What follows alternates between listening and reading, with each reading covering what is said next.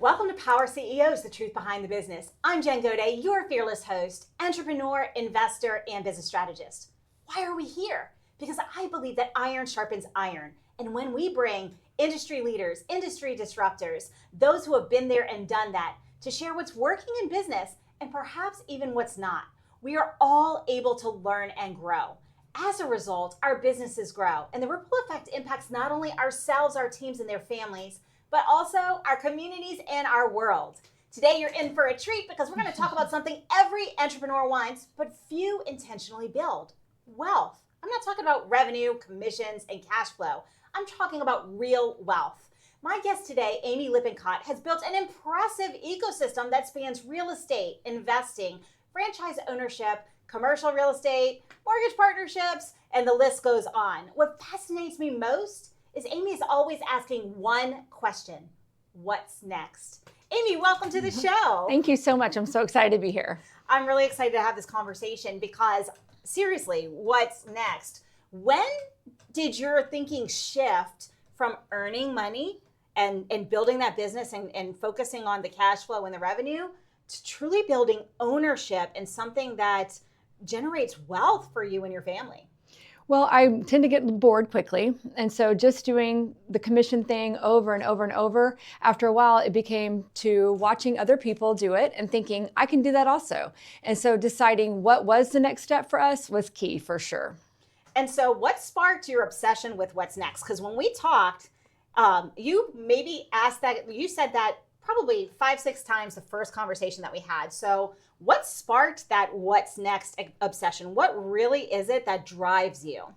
Well, I think for sure I have a driver personality, which helps everything in my mind never stay still. And so then knowing that I wanted to build a legacy for my family and not just be about this one business. What could I do that was going to impact tomorrow and actually 10 years down the road? Okay, so was there a moment in time when you first started this journey where you were like, hey, income and wealth are not the same thing? And what was it like? What was that light bulb moment, if there was one, or was there something that happened that you said, you know what, I need to diversify here?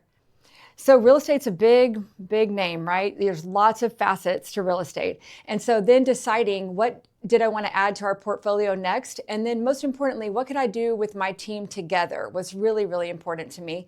And then what things could my family do on their own too to keep growing and not just be about each paycheck living month to month. That part of it was so hard for me. You know, and real estate's been through the ringer recently. We were actually talking at lunch about this. And so with that in mind, you're really fascinated and you're really driven to bring your team along with you and to bring your team along with you even in the investment arena. So talk to me a little bit about what's happening in the real estate market now and why now is the perfect time to be thinking about what is that diversification, what does that investment strategy look like for the real estate professionals out there? So yes, if you haven't been through a full real estate cycle in your career yet, it's coming. You know, you just wait a week even at this moment. Real estate looks different every single week now for us. So the market is ever changing. Interest rates are ever changing. But knowing that that cycle is going to continue and you have to be strong enough to make it through that. And that this is not just a yearly career. This is something that you've dedicated the rest of your life to. So always learning, always growing, always having mentors that are better than you and looking up to other people, and then being able to diversify what your portfolio is so you're not just tied to if this house sells today or tomorrow. You know, I think that's really sage advice. And so talk to me a little bit more specifically, because this doesn't just apply in real estate. It's also, we see this in insurance, we see this in employees even, but what separates that entrepreneurial mindset, that investors type mindset from producers who are just simply, they own a business that pretty much owns them? So I think just knowing that I didn't want to do this rest of my life. I was a teacher previously for 16 years and I loved that part of my life. It was a great part of my life. I learned so many things and made so many good relationships. Real estate is completely relationship driven. And so that's been very successful for us. But then realizing that down the road, do you want to still be opening doors when you're 80 years old for people? Oh, yeah, that's a big one. So I was in medicine for 20 years and mine was, I loved helping people. I loved peak performance. I worked with elite athletes for a living. Everybody was like, oh, you have the dream job. But I was so exhausted. I knew I had to make a shift and not be that caregiver anymore or in that practitioner role. I had to make the shift and do other things because I was a PT, so my body was a limiting factor. And so I really appreciate that you saw that, you've made that shift, and you've had that thought. But I really appreciate even more that you're bringing your team along with you. We'll dive into that later. But I want to now open up to the world of opportunity, because you made the observation that diversification becomes necessary. You need to have something for when you get older. Do you want to be opening doors? Talk to me about the biggest opportunity that you pursued, even if it didn't go well. Okay. The biggest opportunity I pursued was truly getting my real estate license and jumping careers from one thing to the other. That was really hard. Everyone told me not to do that. Everyone was like, you have retirement here, you have a set paycheck, you have insurance. And I just couldn't see doing this for the rest of my life, the same thing over and over and over. And that's what I love about real estate, is that it's a different challenge every day, a different way to solve a problem, a different relationship, a different client. And that's the part that keeps me going, is the change every single day. So that was the biggest opportunity, and you took it and you made something, because you're a driver and you're successful by your own right. I mean, I would describe you as an elite business athlete. Tell me about the opportunity that you missed, like the one that came by and you just didn't take it. And what was it that made you not take it? Like, what does that look like? So early on in our career, we were with a different brokerage, and an opportunity came along to go with EXP, and I did not take it early on. I was scared, and I wanted to stay where it was safe, and I'm super loyal, and I wanted to stay where the loyalty arrived, and I wanted to stay with the same people and just keep growing that and thinking that change would come and believing that change would come, and change did not come. And so I made that decision probably about 4 or 5 years too late. And if I had jumped on, life would look differently. Oh, I'm sure, a lot of times we do that, especially early on when we're first moving into investing too. Like, there's all these opportunities and we're sitting on the sideline, we're waiting for that perfect set of criteria. But folks, let me just tell you, perfect never happens. And it's always more comfortable to be complacent and stay where you are. That discomfort is in moving to something different or getting into something different, but that's where really everything unlocks. So next, let me ask the follow-up question, and that's, opportunities are coming to you every day. I mean, you've been living this life, you have multiple businesses. How do you stay opportunistic, able to catch the diamonds in the rough when they come through without getting distracted by the shiny objects? Ooh, that's a hard question for me, because I like shiny objects and I work really hard to slow my roll. So my brain moves faster than most people's a lot of times in thinking, what's next? So absolutely trying to slow down and really think about what is the best opportunity, and then seeing who can I surround myself with, and then also seeing how does it play into the current opportunities that we have right now, and then who can I involve that can partner with me to move along. So let me ask you about that, because you have multiple businesses in the real estate vertical. How do you weigh which one is the next one you're going to actually take? If, say, you've got 2 or 3 adjacent verticals that make sense, like, how do you decide? What does that decision matrix look like for you? So our 5-year plan is that our team will be a one-stop shop, that we will have a title company, a mortgage company, insurance company, maybe mobile notary company. I don't know what all the opportunities are, but I know that people talk to us about them all the time. And so just deciding that when you come to our team, you don't have to go outside of our team to find anything else. We have it all right there for you, with people that we've vetted, with people that have been successful, and with people that actually get the job done quickly and efficiently. And so how do you make the determination between acquiring a company or a vertical and embedding a partnership, if you will, or JV with some of these other verticals? So I tend to lean more towards the partnership thing, because I believe there's power in partnerships, and those people are always one step ahead, and they're the expert in their field and they know exactly what they're doing. And so if I can learn from them and grow from them, and it depends on who's in the JV also. We just recently joined a title JV. We moved from one to the other, and this one has more power players. It has people that have been there, done that, and that are 10 times more successful than we are. And I want to learn from them. I want to keep growing. I want to keep asking those questions with them. I really like that you said that you're looking at who's at that next level so that you can learn and grow. And we've talked about this on the show a lot. Folks, if you're the smartest person in the room, you're the most successful person in the room, you're in the wrong room, that's going to stunt your growth rather than allow it. And you just heard from Amy, the best opportunity for you is to partner with people who are at that next level so that you can learn from them, grow, and continue to move forward. So I love to have actionable takeaways.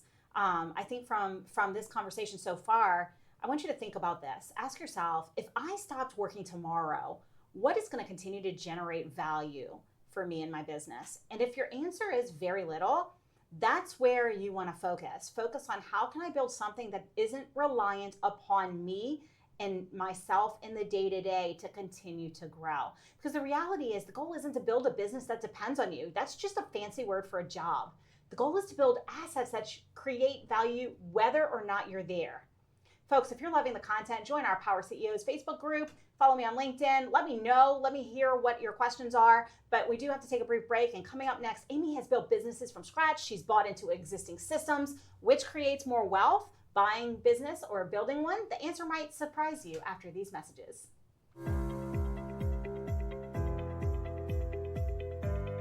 Okay, that was good. I made some mistakes.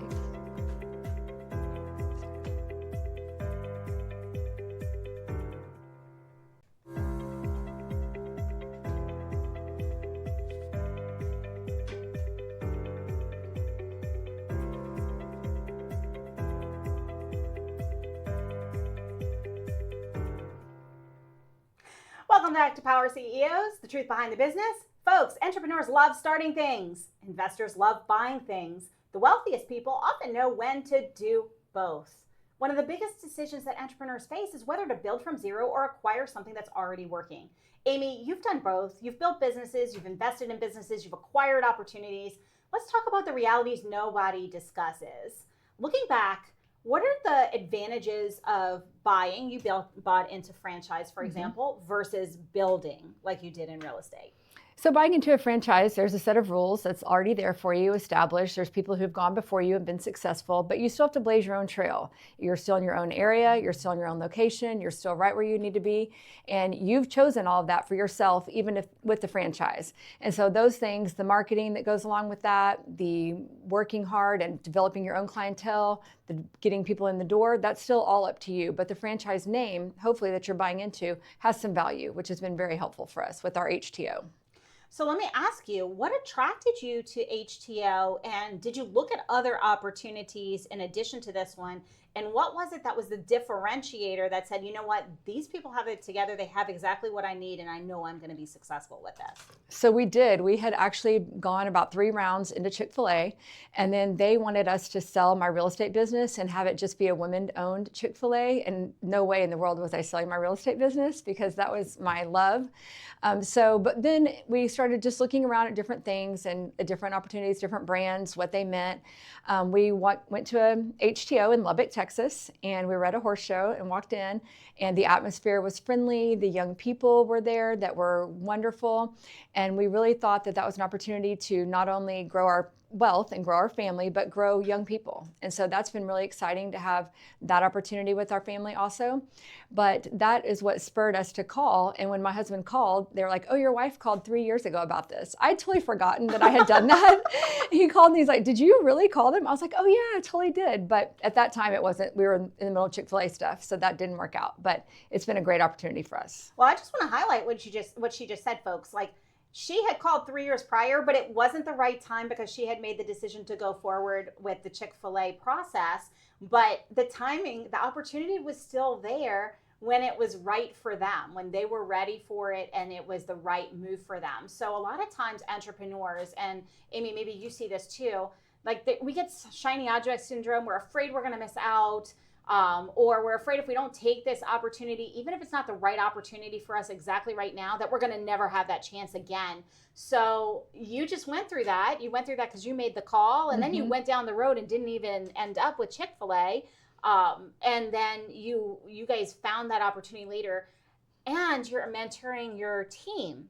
How do you pass that lesson to your team? Because I think that would be really valuable for the audience.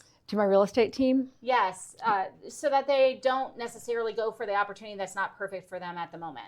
So I think vetting an opportunity is so important, and how you do that should be a step-by-step process. And no, there's no guarantees, obviously, but using the steps that are in front of you and using all of your resources to vet. We once tried to buy into a cleaning company, and we actually gave our money to them as a team. We all came together. We looked through their books, all the things. Well, I never thought to run a criminal record on this person. So hard lesson learned immediately, because there were some criminal records. They'd cooked the books, things like that. The guilt of that, involving my team over that, was super hard to get over, but great lesson learned. So Right. I mean, some of our hardest lessons are those, unfortunately. And listen, folks, like, I think that there's a lesson there as well. She still went forward. They came together and they went through the process, and the learning from that, even though maybe you lose money on some opportunities, the learning is really powerful. And in my career, both in sports medicine and in every industry that I've had a business in, and in investing, I've learned more from my failures than I have from my successes. So let's play on that now. So because you went through that process, and you went through that process with your team, if you were to start over today and look at maybe acquiring housekeeping, what would you do differently?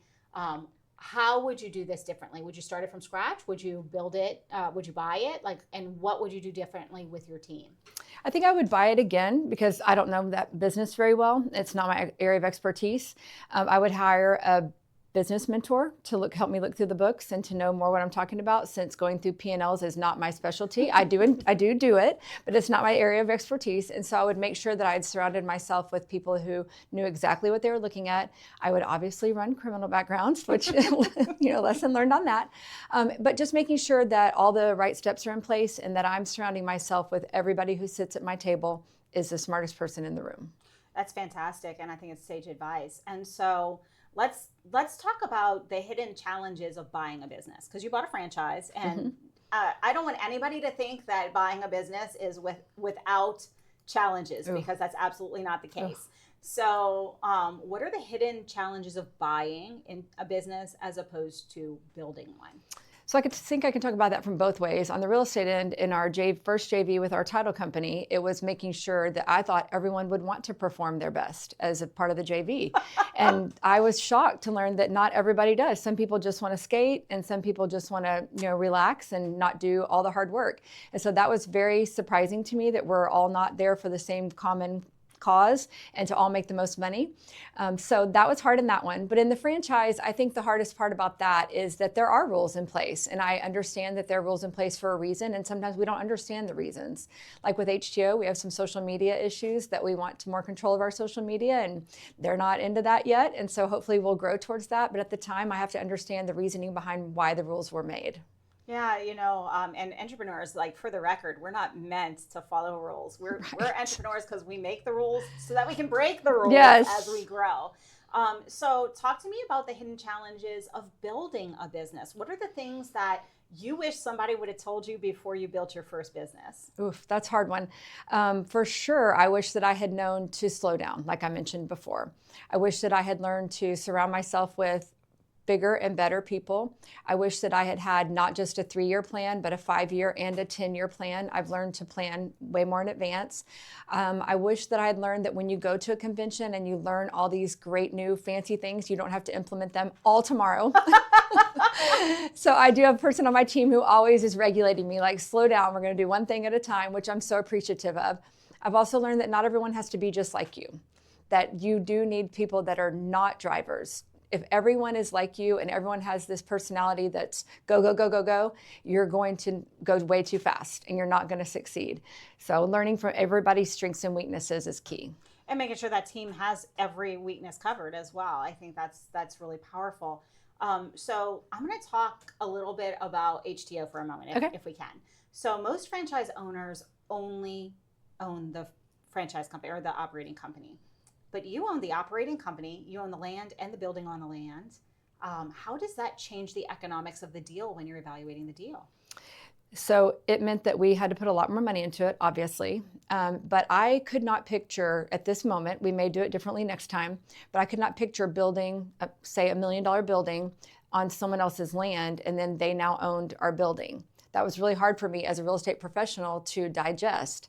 And so if we were going to do it, in my opinion, go big or go home. I mean, let's own the land. let's go all in. And so I'm very thankful that we have a nice size asset now that is in our portfolio, and is the note high? Yes. But do I know that we can do it every month? Absolutely. And so the challenges are, you have to get more funding. You have to make sure you're on solid ground when you're moving forward, and that there's monthly dips and highs and lows in revenue, just like every other business. And the interesting part of that is also, you don't have to do just due diligence on the operating company. You have to do due diligence on the real estate as well. Is this real estate that's going to appreciate in value? Is it in a right location? Is it in a location that's going to devalue over time because it's not in the path of progress? So there's an elevated level of due diligence that you had to go through as well, which you're uniquely suited for since you're in real estate already. So folks, actionable takeaways, things that we can think about right now. Before you're buying or building a business, ask, where is the real value? Sometimes the real business sometimes the value is the business, and sometimes it's the real estate, like in the example we just discussed. Sometimes it's the customer base if you're buying. So it's really important you understand what it is that you're doing if you're buying versus building. Where are the pitfalls? Where are the challenges? And that you hire the right mentors. Amy, you've said probably 3 or 4 times already this segment alone, and in the prior as well. Surround yourselves by the people who are going to help you along the way, like the financial, the CPA to help you look at the numbers and make sure you're not going to get into trouble, for example. And so if people are looking for a mentor in business, what would you be looking for before you go into your next endeavor, if you will? I'm looking for someone who's been there, done that, and not just once, that's someone who's done it multiple times over. I'm looking for somebody who I've seen growth in every time they do a different project. I'm looking for somebody that is calm and collected and can handle all my questions. And I have lots of questions. I'm looking for someone who does the research. Even if you're picking a doctor, I like to know the research on that doctor and how many people they've, seen and interviewed and who's used them before. But in the project world, for sure, you want people who also have other facets of business that are not just in one lane, that people who are experienced with all the areas of what you're going into. Absolutely. I couldn't agree more. And I always have several mentors. I generally have between 6 and 7 business mentors at any given time for that reason, because I move fast. Like you, I move fast. I want to be able to take advantage of whatever opportunities are ahead of me, whether it's in the investing world or the active entrepreneurial side of things. And I'm doing that for my clients as well. So I really appreciate that answer. Folks, many entrepreneurs focus on business. The smartest ones focus on the assets behind the business. What does that look like, and what are you building towards? Up next, Amy has an unusual vision. She doesn't just want her team to make money. She wants them to become investors, and that changes everything. Stick around. We'll be right back after these messages.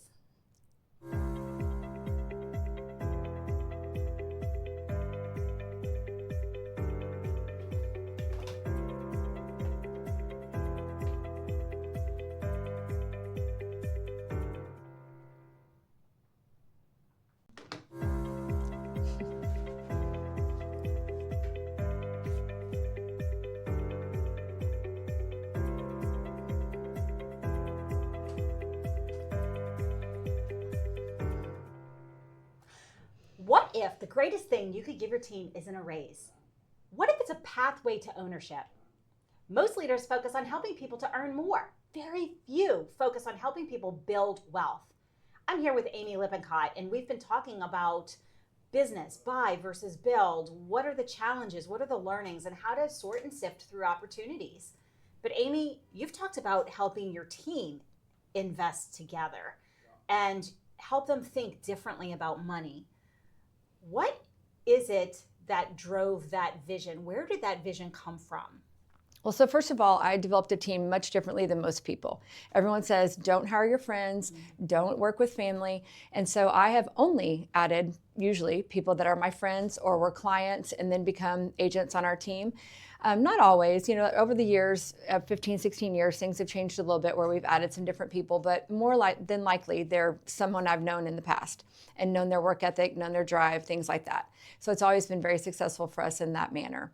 And then deciding that it's lonely when you're doing it by yourself, actually. And I'm a very social person. And so doing things together is much more fun, first of all, but it's also more beneficial. It creates employee retention, it creates better teamwork, it creates a better social environment, and everyone loves getting a mailbox check.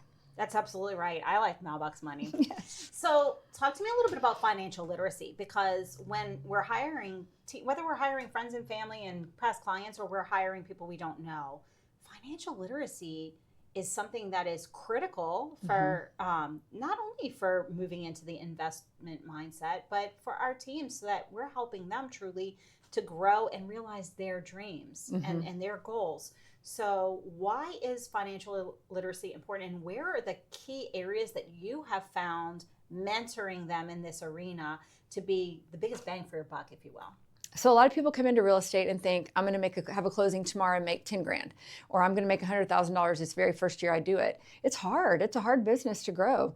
You have to rely on yourself and rely on your sphere of influence and all those things. So I think when people come and sit down with me, the first thing I say is, do you have 6 months of savings in your bank account right now? Because you could not have a closing for 6 months. I hope you don't. I don't want you to, but you could. And so that's the very first part of literacy teaching right there. And then how to save for taxes, how to maneuver taxes as a real estate agent is super different than anything I've ever done in my past. And so making sure that they understand a lot of those things, key things, is really great. And then just teaching them that it is beyond living paycheck to paycheck or living month to month. You want to provide for your family 10 years from now. If something happens to you tomorrow and you're in a car accident, what happens next? How are you going to go show houses if that happens? And so that's been really key, is to helping them understand those things. And so what you're really doing is you're helping them take ownership over their financial health and well-being. And so tell me this, why do so many people, even when they know that that's the way to get independent financially or more secure financially, they still don't make that shift from income to investing? It takes a lot of work. I mean, it's a lot of work, just in the very basic part of it. You need to set up your LLC, you need to set up your bank account, you need to get a lawyer involved. All those things take time, effort, money. And so a lot of people don't want to do all that. It's very time consuming. And so what happens when they actually make that shift and now they're thinking like owners, because they're like, okay, Amy's been telling me I need to do this. I'm going to just bite the bullet and take the time and the money and invest in myself. Like, what changes in your team when they make that shift? They're excited. They see the possibility of a different future. They see the possibility of the way things could look in their checkbook and in their family's legacy. And those things have been really, really key to letting people understand this is the next step. Yes, you might invest 10 grand in this, but it's going to provide how much money on your ROI. And so that's been really key for them, is understanding that this is not about today, it is about tomorrow and about the next tomorrows. And so a lot of entrepreneurs are business owners, and really what they are is they've created their own job, right? A lot of people watching may be stuck in that loop where they're founder-centric. I describe it as founder-centric. Businesses are dependent upon the founder, and we can't extricate ourselves because we're afraid to make that hire to replace ourselves. Maybe our value is locked up in the tasks or the production that we do. How have you been able to shift that for yourself and really remove that founder dependency, if you will? And how have you been able to shift that in your teams? Like, how do we make that mindset shift? Because I think that would be really valuable for many of our audience. So first of all, making sure that your team knows that they are owners in their own business and they are a valuable part of your team. But I will say I spent many, many years thinking that it couldn't be done without me, or it couldn't be done as well as I could do it. And so taking that step back and realizing there are better tasks and duties for me as running the team than there are in the daily minutia of it. And I will say that the one best thing I did was hire a business coach, a real estate business coach. And he really coached me through the steps of taking a step back further and further and further. And I will proudly say that this past year we went on a cruise for 17 days, or a whole trip for 17 days. And my team handled it flawlessly, perfectly. I wasn't involved in one problem. It was the best gift they could have ever given me. That's awesome. It's really funny because I work with a lot of startups, a lot of founder-led businesses, a lot of businesses where their founder is looking to exit because maybe they're in their 50s and 60s and they're looking at retirement in the next 3 to 5 years. And the hardest thing for them to do is to let go. And so when you said that about your 17, congratulations, that's Yes. awesome. The first homework I give them is plan your 2-week sabbatical. Yes. It has to be in the next 2 months. And what do you need to do to make sure nothing breaks? And they do exactly that. They go, takes your breath away. Yes. And they're like, I can't do that. But the reality is if you don't Yes. do it, if you don't bite that bullet and take the initiative and do that little sprint to make sure that you set yourself up for success, and then test it and see what breaks. Because guess what, folks, when you do that the first time, things are not going to go as Correct. flawlessly as you think. Absolutely. And if you can only stomach a week, then stomach a week and build up to 2 weeks. But that is what it takes for us to get out of that mindset of, I can do it better, I can do it faster, nobody else can do it with me. Yes, that's the truth. You're entrepreneurs. That's why you own the business. Our teams are not entrepreneurs. They didn't start this up. They work with us and for us. And yes, they take ownership of their own role, but we're the ones who took the risk and did the work. So no one will ever perform the way we perform for our businesses or our investor, whatever we're doing.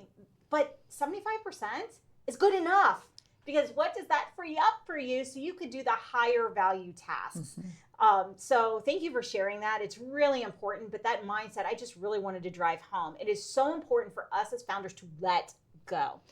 What are you having a hard time letting go now? Because you've been through this, you've been coached through this, and you've lived it.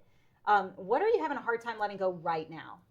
You know, if we have an really important client or a really big deal or something like that, it is hard to turn some of that over, especially if they're like a lifetime friend or a lifetime client. It is harder to turn that over and not be like, what are they doing today? What's happening today? What's going on today? But I also know that I have given myself some health issues over the years. And that is from not letting go. And so I've had some really hard conversations with doctors about chill out. And what does that look like? And so everyone's chill out is different, but I had to realize what mine was. And mine was letting go of a little bit of control, because as you know, as drivers, control is our thing. Yep, it really is. And you know, as high performers, it's our thing too. And folks, if you're listening to this and you're seeing yourself, listen, I was there. I still am there. Every time I'm starting up, I am addicted to startups. I don't recommend this addiction. I can't help myself. I love solving problems and starting up. That's the hardest thing you could possibly do, is start up a business. But I am so hyper focused and a high performer, and I want to achieve those results, and I know that I'm going to do whatever it takes to get there. But not necessarily everybody that I've hired has that same drive. I have to take that deep breath, and for me, it's take a deep breath, and I have someone who monitors me, and literally, I can't go to my team and say, why didn't you get this right? I have somebody that I go, I can't believe it. They didn't do this right the first time, or the deadline was yesterday and I still don't have it. And she goes and she smooths it over and has that communication, because what's wrong, like, it's not wrong, but I'm an uber direct, blunt person. And the thing that bothers me the most is perceived incompetence. Don't tell me you're going to do something or be able to do something and then not deliver on that. Correct. And so, but that's a me thing. Right. I had to learn that. We all have that. So I'm giving this example because you heard it from Amy. You're hearing it from me. If you are feeling this, today's the day to say, okay, yes, I hear you, Jen. Yes, I hear you, Amy. I need to let go of something. Absolutely. And I'm going to challenge you to think about that thing that you're micromanaging to the nth degree, the thing that's keeping you up at night, because that's impacting your health. And that's what you need to let go first. And I want you guys to reach out to me, like reach out and let us know, because this has been a great conversation. We want the feedback. Like, what is it that you're letting go so that we can keep up with that?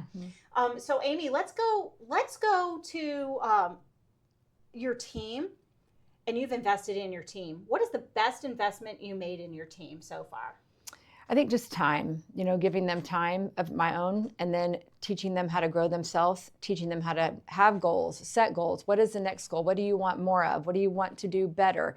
I always say if you can get 1% better every single day, you're doing good. But if you're stagnant and you don't know what to do, come ask, like immediately. We can fix that problem. A lot of times people don't live their life as a real estate professional as they should. They let too many personal things get in the way. And I think that's a worst thing you can do. Live your real estate life just like it is a regular job, not just like, oh, I like to go see houses. I can work my schedule around other people's. No, this is a real job. And if you work it like that, it will pay off. That's fantastic. Thank you for that. So folks, the greatest lessons you can learn isn't how to make money. It's how to make your money work for you. It's how to set the boundaries so that you are operating and your business is supporting the life that you want. It's creating the business that is going to support the life you want today and tomorrow. And as Amy said, tomorrow's tomorrow. In our final segment coming up, we're going to talk about what's next, the trends Amy's watching, the opportunities she sees, and the mindset that every entrepreneur needs if they want to create wealth in the next decade. Coming right up.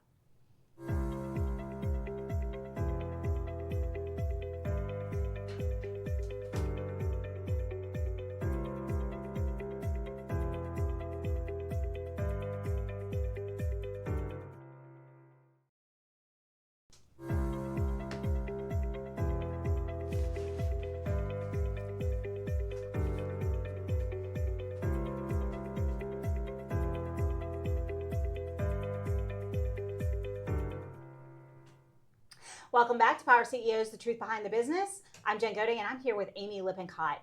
And we've talked about everything from starting your own business, starting up a business, to buying into a business, buying a franchise, to becoming an investor, and how to bring our teams with us. And now I want to dive into the entrepreneurs who win the next decade are not going to just build businesses. They're going to be building portfolios, ecosystems. Amy, one thing that stands out is your ability to look around the corner. It's almost like you've got a little mirror and you're seeing what's coming. You're always asking what's next. I want to explore that and ask you, how are you evaluating future opportunities? We're in a world of rapid change, artificial intelligence, robotics, quantum's coming down. Like how are you paying attention to what to invest in, what opportunities are coming in the future for you? So again, it's all about watching what your mentors are doing and the people who have been way more successful. And so the things I see is that real estate professionals do want to have that one-stop shop. Like they're adding things like a hard money company, they're adding things like a lending company, they're adding a property management company, they're adding a title company, all the things that make them a one-stop shop. And that is definitely our goal. So whatever comes to me that fits into our real estate world, is it a pool company? Is it whatever it is that I think people might need for real estate? I want to add that. The other important thing I think is owning your own office. And so that's been key to us also as we bought our own office. We're renting a room out to our lender. We're renting a room out to a landscaping company and making that office work, our money work for us there also. And then another key thing I see with people is more family investing, providing a future for their kids, like building a company that their kids can work at, that their kids can own one day, that their kids can then grow. I would love the opportunity to own everything that all of my teammates' kids could. Hey, you get out of college, which company would you like to work for? Which one are you the most qualified for? Because we have it here available for you. That's an awesome vision. So let me ask you, what trends are you paying attention to today that maybe are outside of the real estate vertical that you're bringing into real estate? And let me give you an example. Sometimes, for example, in marketing, a lot of real estate agents market in the same way, but maybe something that's happening in medical marketing is completely new and innovative in real estate. And when you use that technique, all of a sudden it sets you out apart from the rest. So what trends are you paying attention to today? And what opportunities are you seeing from other industries that are elevating your investment opportunities in your business? Well, I definitely think it's AI. I mean, everything and all things AI are what I feel like are coming soon. And so being able to talk to people like you and find out what's coming in the market and what things are happening in your world that I could apply to our world are such a big deal. And so those kind of things are what I'm looking at. And so how should the people who are watching the show, entrepreneurs in watching the show, even investors, what would you like for them to take away from our conversation today that could be the opportunity for them today or tomorrow?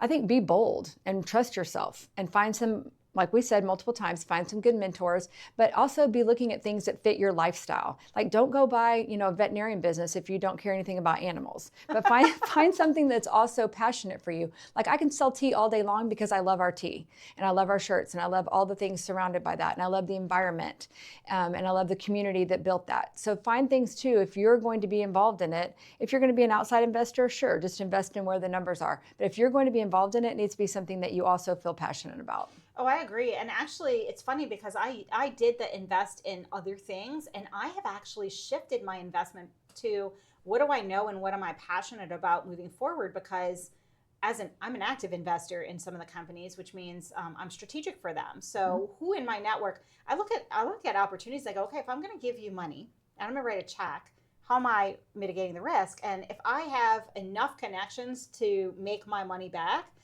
I hold that back. I don't offer it.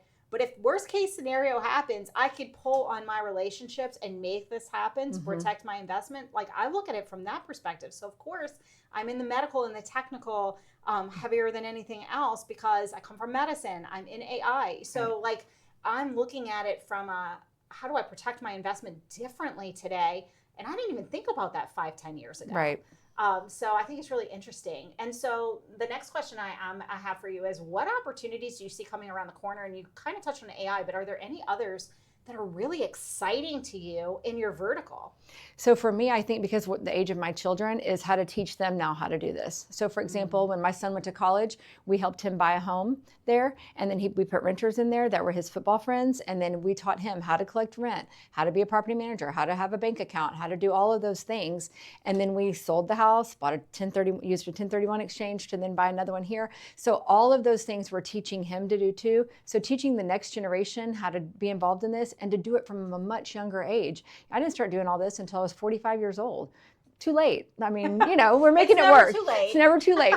But I wish I had started doing it 20 years ago. And so I'm hoping to spark some interest in some of the younger generation also. Yeah, and actually I find that the younger generation tends to be a little bit more entrepreneurial. I mean, they're young. They're less risk averse. They're kind of getting their sea legs anyway. So I think that's really fantastic. And what an amazing opportunity for generational wealth that is knowledge, because one of the things I tell everyone that I work with, and I firmly believe this, there's two things that no one can take away from us.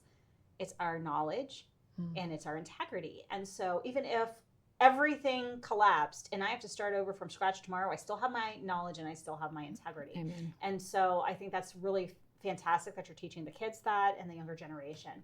And so let me ask, moving forward, real estate has changed a lot. Oh, goodness. I mean, I used to invest in single family. I don't do that anymore. I moved into bigger deals. But really, it's hard to make money in some areas of real estate. So what role for someone who's not already investing in real estate does real estate play? And what do you see coming in the next, 2 years, 5 years in that industry from an investment standpoint? So much more commercial development, and investing in, instead of single family homes as much, and multiplex, fourplexes, eightplexes, and then even commercial strips are super popular around here now. And then being able to lease that back out to somebody is even more important. Like, what is that field going to look like? What goal are you looking for when you're leasing that out, and who are you putting there? What's around you? What's the travel count? All of those things are key. But I really feel like we're moving towards, yes, I still think there are some residential neighborhoods that hold good value and that you can still buy some rental houses in, just like what we did for my son. But I do feel like we're moving towards bigger, better opportunities with multiple investors at once. Yeah, I would agree with that. And let me ask you the next question. What are entrepreneurs in your circle, maybe, or people that you touch as clients or whatnot, what are they under investing in? That's a really good question. Themselves, number one. Okay, so what is the right level of investment in yourself? I think you have to judge that by what you can do financially, and then who can you go out and borrow money from? Who can you add as a partner for you? But I think people are hesitant and scared, so they stay stuck right where they are instead of going out and getting that knowledge and going out and find that person that you can do that with, or that opportunity. And it takes a lot of research to find that person and find that opportunity. But I think that's really hard, is that people get stuck in themselves or just the day-to-day minutia of what you're doing, that you don't spend the extra time to go find those opportunities. That's one thing. And then the other thing I think that people get stuck in is just fear of the unknown. I would agree with you. So, Amy, we unfortunately are getting towards the end of our episode, and I want people to be able to reach out to you. So before I run out of time, how can people reach out to you if they want to learn more, if they're interested in any of these real estate verticals, if maybe they are looking for somebody to help them through their real estate journey, or if they are looking at buying a business? How can they reach out to you? So my phone number is 832-392-8818. My email is amylippincott@gmail. Very simple. We have a very nice website, thelippincott.team.com. We're all over all of the socials. You can find us on any of the different socials, and you can see a little bit about our personality. We try to do some serious things, some learning, and then also host and show our personality of that we like to have fun and that we like to grow our team. And so now I'm going to ask you, what is the biggest lesson that entrepreneurship has taught you personally? That as a woman, you can do it. You can do anything that you want to do, that you put your mind to, and that you are surrounded by people who, because in teaching, I was surrounded by lots of touchy-feely, feel-good things. When we got out here and asked someone to share some of their ideas and stuff, I was kind of shut down. And so I've learned that you don't have to do things by yourself. You can involve other people and trust other people, and just be careful who you trust. Oh, fantastic. And now I'm going to put that to your biggest lesson in investing. To go slow.